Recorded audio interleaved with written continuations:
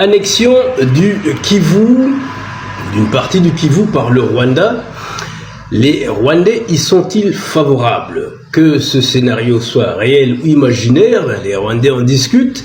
Et contrairement à ce qu'on peut croire, il y en a un bon nombre qui n'y sont pas du tout favorables, surtout les opposants exilés qui s'expriment contre ce plan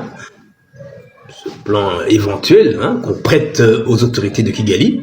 Et donc pour eux, il n'est pas question que le Rwanda s'agrandisse au détriment du Congo, surtout que pour eux, comme ils sont opposés au régime de Kigali, ils ne souhaiteraient pas que ce régime s'implante aussi chez le voisin, etc. C'est normal, donc comme ils sont opposés à ce régime, ils sont opposés à tout ce qu'ils feraient ou feraient.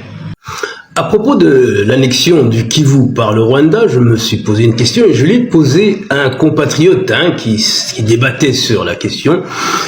Comment est-ce que des experts des Nations Unies et autres observateurs internationaux peuvent connaître un plan rwandais d'annexion du Kivu, des deux Kivu, une partie de ces deux provinces, soit Goma, Bukavu. Comment est-ce qu'ils peuvent savoir ça? Est-ce qu'ils ont ils ont des taupes, ils ont des gens à l'intérieur qui leur parlent de ces plans et qui leur disent qu'effectivement ça existe, ou bien alors ils imaginent, ils se disent que comme le M23 est soutenu par le Rwanda et que le M23 contrôle cette région, c'est possible que le Rwanda veuille garder cette région. Ça serait plutôt des spéculations que des certitudes, faire des rapports en disant que le Rwanda va annexer le Congo. Le scénario donc de l'annexion du Kivu, des deux Kivu, une partie des deux Kivu par le Rwanda, et donc le scénario qui est privilégié par des observateurs, des experts, des analystes et des journalistes qui pensent que c'est plausible et très probable. Mais pourquoi est-ce qu'on n'imagine pas non plus autre chose, une autonomie de ces régions contrôlées par le M23 actuellement, où il n'y a pas que des Tutsis congolais, il y a d'autres ethnies.